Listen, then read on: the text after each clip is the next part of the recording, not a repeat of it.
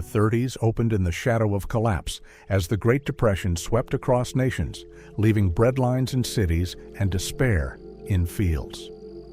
In the American Midwest, the Dust Bowl turned once fertile lands into deserts of dust, uprooting families while extinguishing entire ecosystems.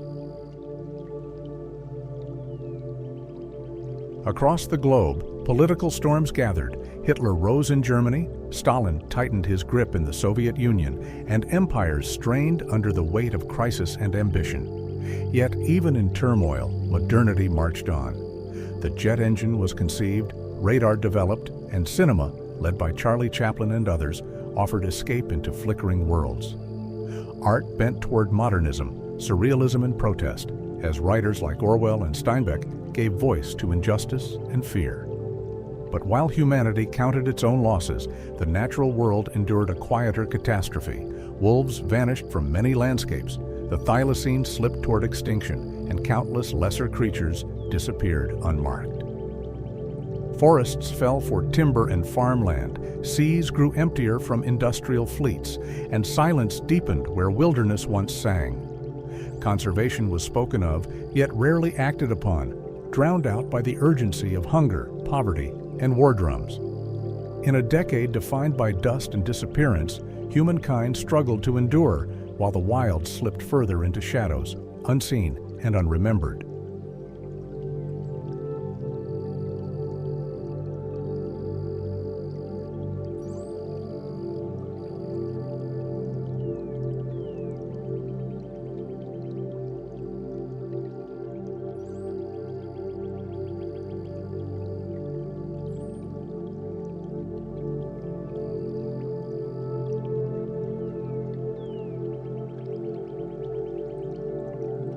Once, along the windswept coastal dunes of Western Australia, there darted a small, thrush-like bird whose beauty lived in subtleties. The rufous bristlebird carried on its head a warm cap of rufous tones, cascading into a finely scalloped breast of gray and white, its red eyes catching the faintest glimmer of light in the scrub. Though modest in size, reaching only 25 centimeters, it possessed a presence both elusive and captivating, vanishing into low thickets as quickly as it appeared. Its rounded wings seemed less suited for flight than for quick, ground-hugging sprints, a life shaped by the dense coastal heath it once called home. Where the lush forests of Tahiti once rolled into coconut groves and open marshes, there lived a bird of striking elegance, the Tahiti rail. Barely 23 centimeters long, it shimmered in contrast, a ferruginous nape glowing above a gray breast, while black plumage, speckled with delicate white spots and bars, dissolved its shape into the dappled light of the undergrowth. Its red bill and iris lent a vivid spark of life to this small, flightless wanderer, which scurried through grass in search of insects and copra. Yet the arrival of cats and rats, companions of human settlement, sealed its fate. Its boldness became vulnerability, and by the early 20th century, the bird's voice had vanished into silence. High in the mist-laden valleys of the Marquesas, the Nuku Hiva monarch once flitted through tangled forests with quiet grace. Endemic to its island, it embodied the fragile richness of Polynesia, a small flycatcher bound entirely to the rhythms of its wooded home. But with the steady clearing of forests and the relentless spread of introduced predators, rats, cats and other invasive species, its sanctuary was eroded piece by piece. By the 30s its song was stilled, leaving behind only fleeting memories and an unconfirmed whisper of survival decades later. Far to the northwest of Scotland, on the lonely cliffs of St. Kilda, there lived a mouse unlike any other, the St. Kilda house mouse. Likely carried unknowingly by Norse seafarers, it found itself marooned on the islands and, through centuries of isolation, grew larger and sturdier than its mainland kin. Dependent on the warmth and refuse of human dwellings, it wove its fate tightly with that of the islanders, scurrying through stone cottages and crofts. When the last inhabitants were evacuated in 1930, the mouse vanished almost immediately, its existence extinguished with the abandonment of hearth and home. Today, only preserved specimens in museum drawers remind us of this quiet companion to human life at the far edge of the world. On the volcanic slopes of Santa Cruz in the Galapagos, a small nocturnal creature once stirred in the shadows, Darwin's Galapagos mouse. It crept from burrows and rock crevices beneath tangled bushes, a quiet presence in a landscape more famous for its tortoises and finches. Known only from 4 specimens collected in 1929, its story is brief, yet emblematic of the fragility of island life. The arrival of invasive rats, bringing both ruthless competition and unfamiliar diseases, swiftly erased it from the ecosystem. With its disappearance, another subtle thread in the Galapagos' intricate web of life was lost forever. Beneath the still waters of New Hampshire's Dublin Pond, the silver trout once glimmered like a fleeting secret, dwelling in the depths before rising each October to spawn along rocky shores. Their return was so precise that on the last day of September the pond could seem lifeless, yet on the first day of October it would teem with fish, shining and restless. For centuries they were among the pond's only native game fish, their fate intertwined with the rhythms of the water and the patience of local fishermen. But the introduction of perch, smelt, and other trout shattered this balance. Eggs were devoured, habitats crowded, and hybrids replaced the true silver lineage. By 1930, only a handful of specimens remained, and with their passing, the waters lost a native brilliance that no stocked fish could ever restore.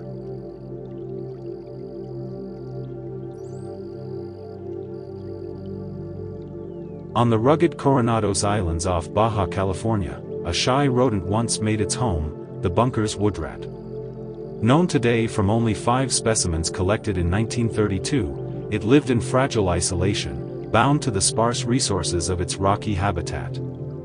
But the arrival of feral cats and the slow exhaustion of its food plants pushed this delicate subspecies beyond recovery. In silence, it slipped into extinction, leaving behind nothing but museum skins and the faint trace of a life once tethered to a small island world.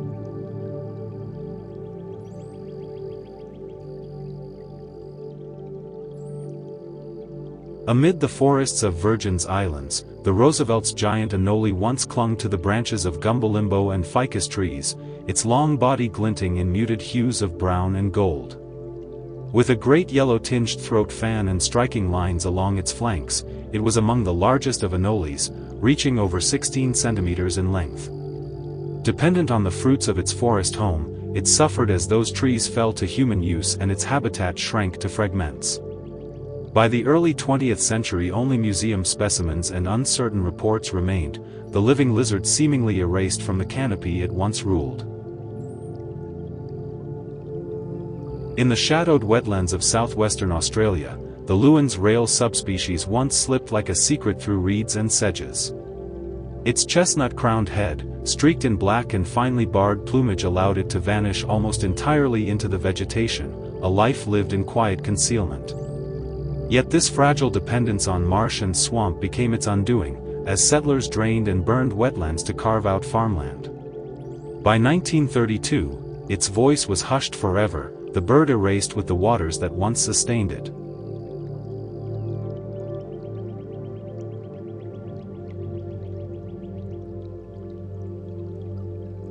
Across the windswept barrens of Martha's Vineyard, the heath hen once filled the spring air with its deep, resonant booming. Smaller than its prairie relatives, with reddish plumage and heavy barring across the breast, it gathered at dawn on open leks, where males strutted and raised their pointed pinny in displays of fierce beauty. Once common from New England to Virginia, it fell swiftly to overhunting and the loss of its mainland habitat, until by the mid-90th century only an isolated remnant survived on the vineyard. Protected at last, their numbers rebounded, climbing to nearly 2,000 birds, and for a fleeting moment it seemed salvation was at hand. But a catastrophic fire in 1916, followed by harsh winters, goshawk predation and disease, decimated the fragile population. By 1927, only a handful remained, and within 5 years just one bird was left, Booming Ben, whose solitary calls echoed unanswered across the plain. His final display in March 1932 marked the end of the species, a poignant silence closing over centuries of life. Yet the struggle to save the heath hen helped shape modern conservation, and even now, whispers of de-extinction remind us of its enduring legacy.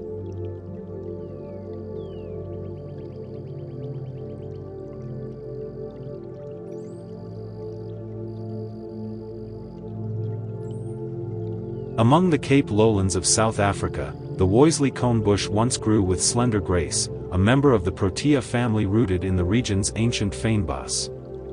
Its spiral-arranged leaves caught the light, hinting at the evolutionary artistry that flourished in those nutrient-poor soils.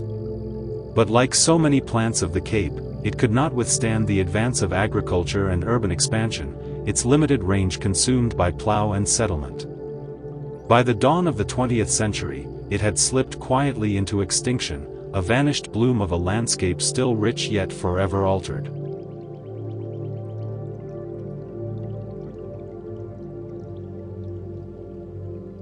In the warm shallows of the South China Sea, the lost shark once prowled unseen, its presence known only through 3 specimens taken more than 80 years ago. Subtle differences in its fins and vertebrae marked it as distinct, though for decades it lingered in obscurity, mistaken for its close relatives. Likely slow to reproduce and confined to coastal waters, it was exceptionally vulnerable to the relentless press of overfishing. Today it is listed as possibly extinct, a ghost of the oceans, remembered more through absence than through life.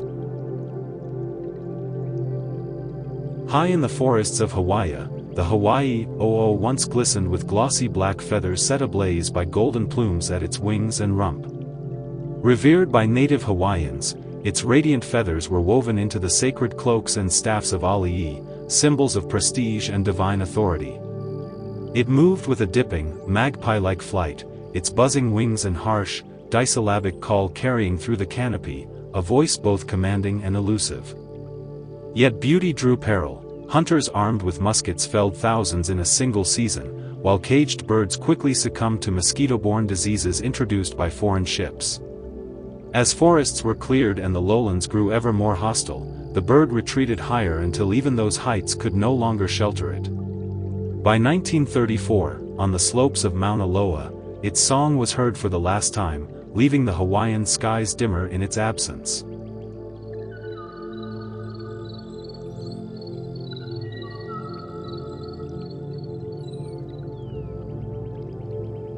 The indefatigable Galapagos mouse once scurried among bushes and lava rocks, its life hidden in the island's tangled undergrowth. Endemic and unassuming, it shared its range with Darwin's mouse, both bound to the delicate balance of an ecosystem untouched for millennia. But with the arrival of invasive black and brown rats, swift competition and disease overwhelmed the native rodents. By the mid-20th century, the indefatigable mouse was gone, another small heartbeat of the islands lost to human-born change. In the cold, high waters of Lake Sidi Ali in Morocco's Atlas Mountains, the Sidi Ali trout once traced silver arcs beneath the surface, a rare jewel of isolation. Endemic to that single alpine lake above 2,000 meters, it had endured for ages in solitude, shaped by the rhythms of snowmelt and stone. But the careless introduction of common carp unbalanced the fragile ecosystem, dooming the trout within a few short years. By the 30s it was gone, remembered now only through 2 preserved specimens in distant museums.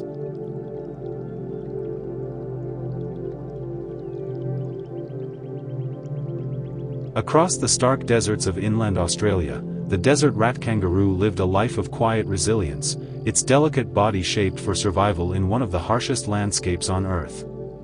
Barely larger than a rabbit, it nested in shallow pits lined with grass, where it hid through the searing daylight before venturing out at dusk to feed. Its bounding gait was unusual, right foot always striking ahead of the left, and it could endure astonishing chases, pursued for miles across the plains before collapsing from exhaustion. Adapted to thrive without surface water, it drew sustenance from the sparse green shoots of the desert and even turned to insects when needed. Rediscovered in 1931 after decades thought extinct, it flourished briefly before the arrival of red foxes and feral cats swept through its fragile refuge. By 1935 it had vanished once more, and in 1994 it was formally declared extinct, the only mammal to be found, lost and found again, only to be lost forever. In the shadowed pine forests and rugged canyons of Arizona and New Mexico, the Mogollon mountain wolf once roamed with a dark pelt and a keen, watchful gaze. Smaller and deeper-hued than its northern kin, it bridged the lineage between the Mexican wolf and the wolves of the southern Rockies. For centuries it hunted deer and elk across the high mesas, shaping the balance of its wild domain. But with livestock spreading through the southwest, it became the target of relentless persecution, poison, traps, and rifles, reducing it to memory by the early 20th century. Today, its bloodline survives only through blurred traces within neighboring subspecies. The animal itself long vanished from the mountains that bore its name. Once spread across the high plateaus and forests of the southern Rockies, the southern Rocky Mountain wolf was a light-coated hunter, its back brushed with blackish-buff tones. Neither as large as the wolves of the far north nor as small as its Mexican kin, it stood as a distinct presence in the wild heart of the American West. For generations it moved in packs through canyons and alpine meadows, preying on elk and deer and keeping herds in check.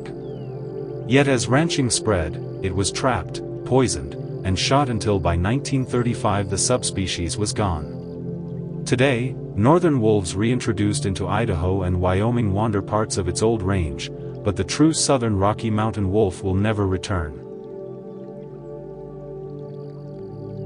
On the tiny islet of Roque Chico de Samar in the Canary Islands, the giant lizard once basked upon sunlit rocks, its body thick and powerful, its head broad and angular. Larger and sturdier than its mainland kin, it had only recently diverged in evolutionary time, cut off by the sea's rising waters at the close of the Pleistocene. Its rarity, however, became its doom. Traders and collectors descended in the late 19th and early 20th centuries, seizing dozens of individuals to sell in Europe. By 1931, only a few lingered in the wild, and soon after the subspecies was gone, extinguished by greed and neglect. Today, only museum specimens remain, their silent forms a fragile echo of a lizard that once ruled its volcanic island refuge.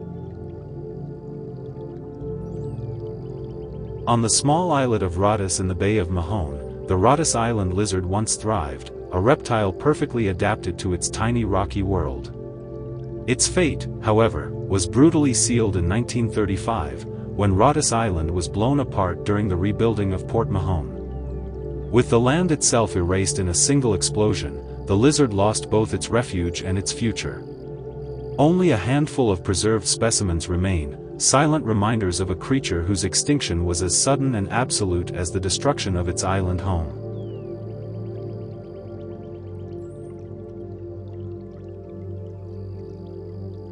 Amid the lush subtropical forests of the Ryukyu Islands, the Ryukyu wood pigeon once glided in quiet elegance, its life bound to the dense canopies of Okinawa and its neighboring islets. Dependent on vast, undisturbed woodland, it faltered as deforestation and hunting steadily consumed the islands. By 1904 it had vanished from Okinawa, and by the late 30s the last populations on the Dato Islands were lost to clearing and settlement.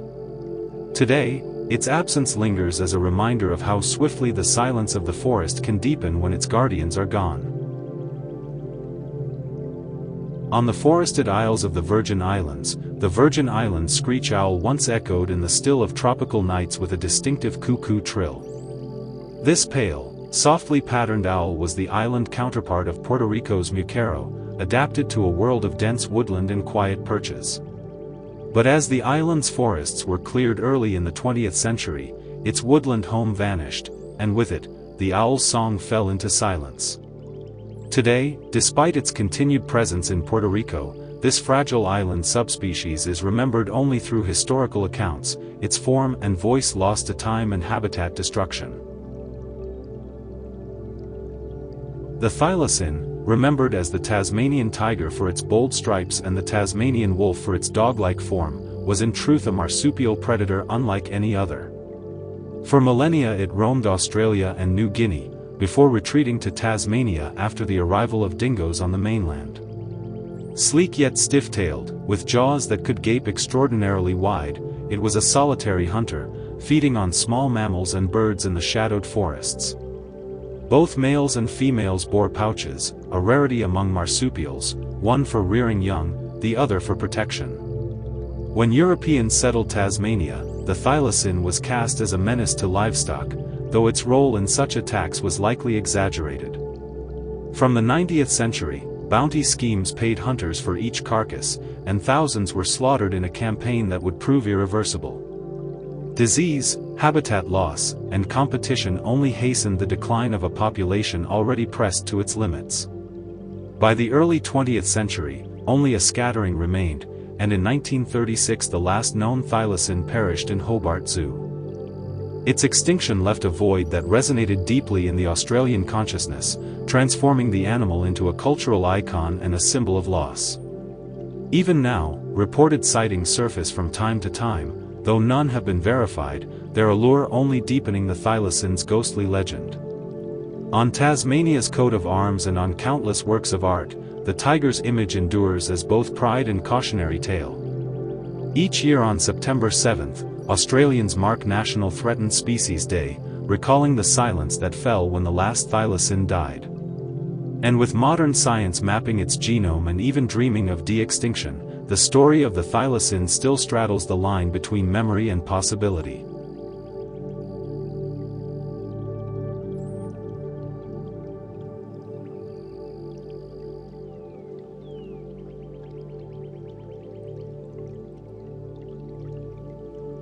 The Bali tiger was the smallest of all tigers, yet it carried immense symbolic weight in the forests and folklore of its island home. Endemic to Bali, it lived mainly in the west of the island, where savanna, mangroves, and volcanic slopes provided cover for stalking deer and wild boar. Its fur was a rich orange brushed with deep stripes, and males rarely weighed more than 100 kilograms, a diminutive size that belied their fierce majesty. When the Dutch gained control of Bali, the tiger became both quarry and spectacle, pursued in colonial hunting parties armed with steel traps and high-powered rifles. The creation of rice fields and plantations further fragmented its habitat, confining it to ever smaller refuges.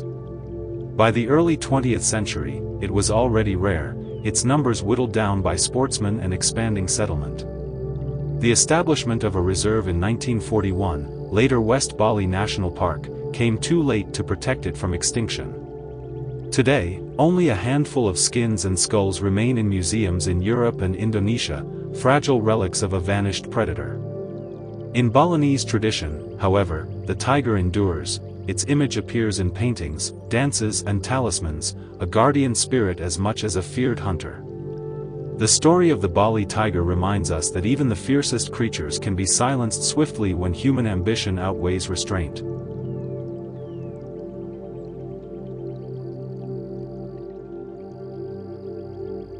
On the remote Marquesas Islands, the Marquesas swamp hen once strode through wetlands with its vivid plumage and powerful stride. Known first from ancient bones, it lingered long enough to perhaps cross paths with Paul Gauguin and even Thor Heyerdahl, who both reported glimpses of a strange, rail-like bird. Flightless and confined to fragile island habitats, it was exceptionally vulnerable to hunting and introduced predators. By the dawn of the 20th century, it had slipped away, leaving only scattered memories and the trace of its form in art and story.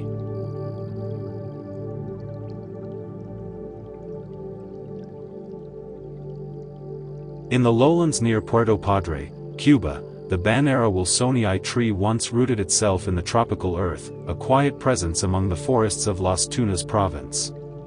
Endemic to that narrow range, it belonged to the diverse Salicaceae family, its life bound to the rhythm of a single landscape. But as agriculture and settlement spread, its habitat was steadily cleared away, leaving no refuge for the tree to endure. With its disappearance, Cuba lost not just a species, but a fragment of the botanical identity that made its forests unique. On the remote Coronados Islands off Baja California, the McGregor's house finch once brightened the rocky landscape with its fluttering presence. Endemic to this small archipelago, it diverged subtly from its mainland relatives, shaped by isolation and the sea's embrace. Yet the arrival of feral cats brought swift destruction, predation erasing a population with no means of escape.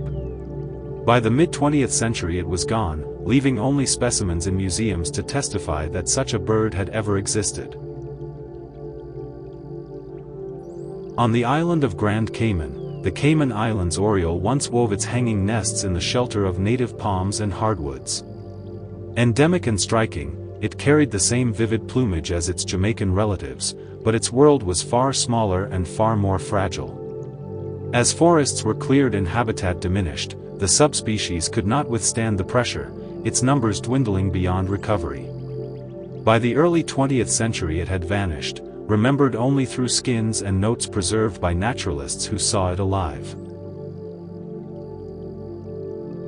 In the desert springs of Nevada's Pahranagat Valley, the Pahranagat spindace once shimmered beneath the water, its tall dorsal fin rising like a sail against the current. Endemic to just a handful of spring outflows, it lived a life bound to fragile desert waters that could vanish or change with the smallest disruption. The arrival of invasive fish and bullfrogs tipped this delicate balance, outcompeting and preying upon the spindace until it quietly disappeared. Last seen in 1938, it is remembered now only through preserved specimens, a ghost of the streams it once animated. On the mist-shrouded slopes of Bougainville Island, the Bougainville black-faced pitta once moved discreetly through the moist lowland forests, its presence concealed amidst the dense undergrowth. Endemic to this island, its survival depended on the unbroken canopy of its subtropical home. Yet as forests were cleared and invasive predators or competitors began to encroach, its numbers declined steeply, and it was eventually extirpated from Bougainville. Although the species survives on other Solomon Islands, the Paulida subspecies serves as a silent testament to the fragility of island-bound diversity.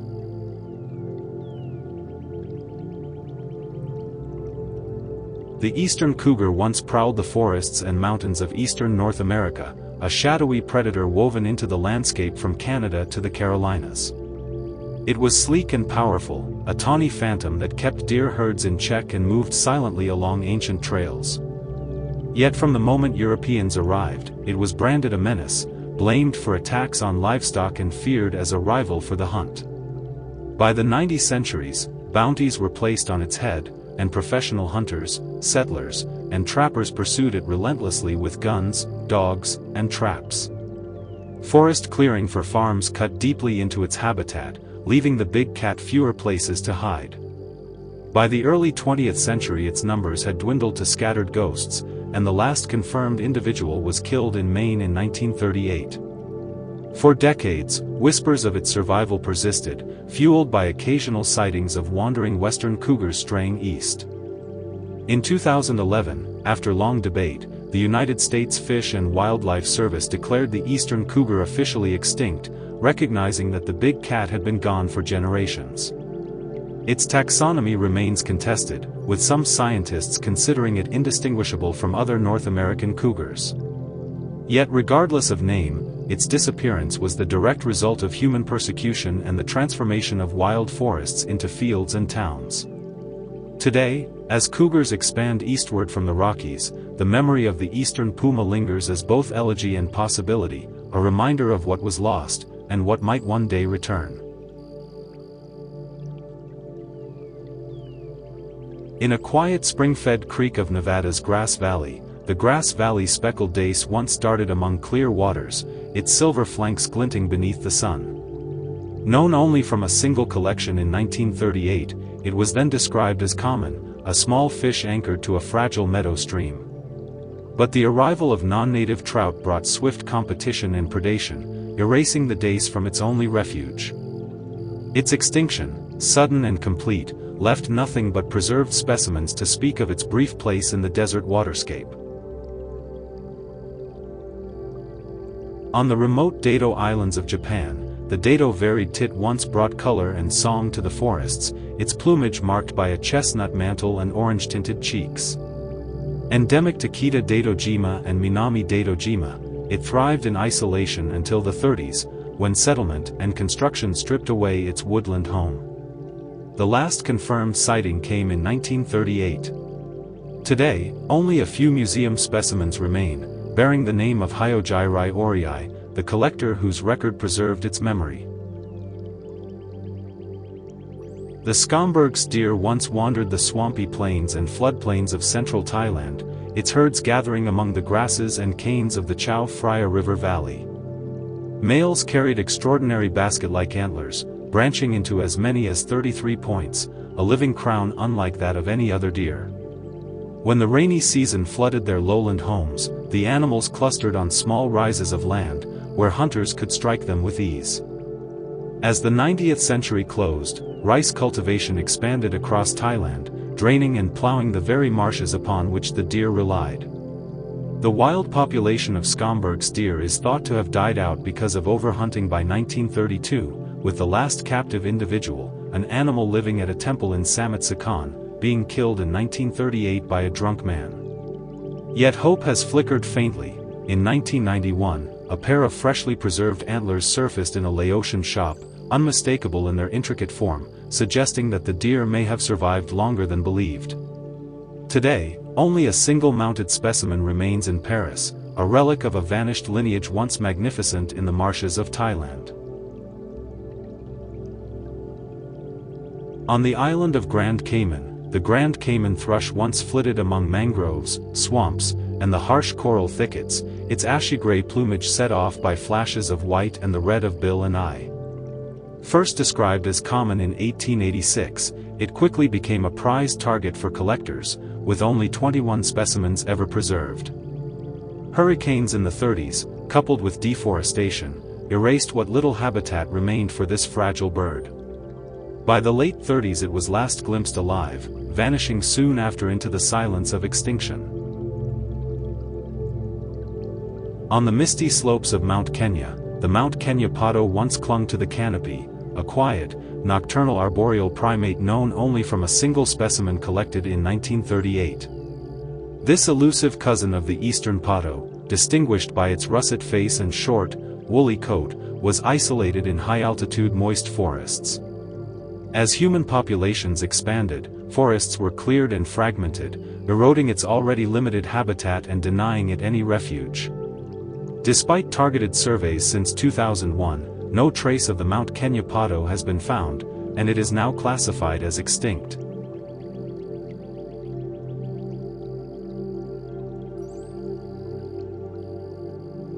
On the island of Lord Howe in the Tasman Sea, the Lord Howe nightjar once drifted low over the forest at dusk, its mottled plumage merging perfectly with leaf and shadow. Endemic to this small island, it lived a life almost invisible, betrayed only by its haunting calls in the twilight. But predation by introduced cats and owls, coupled with the fragility of its limited range, sealed its fate. The last known record came in 1938, after which its voice was never heard again in the evening air.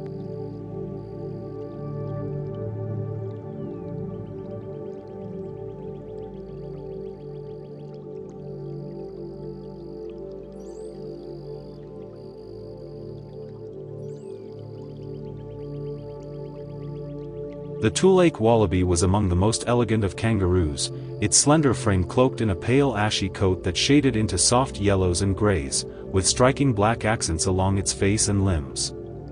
It moved with astonishing speed and agility, bounding across the swamps and open grasslands of southeastern Australia, so swift that even the fastest hunting dogs could rarely match its pace. At dusk, groups of these wallabies would gather to graze, their sociable nature setting them apart from many of their kin.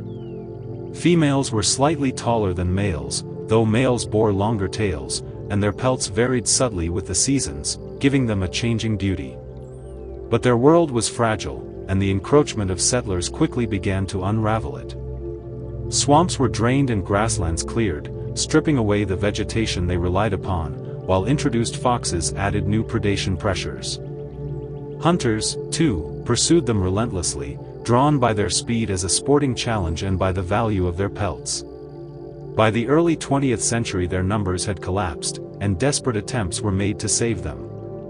A tragic effort in the 1920 years to capture the survivors ended in disaster, with most killed in the process, leaving only a handful in captivity. The last wild Tulake wallabies were seen in 1924, and the final captive individual lived until 1939, marking the quiet end of a species once celebrated for its grace.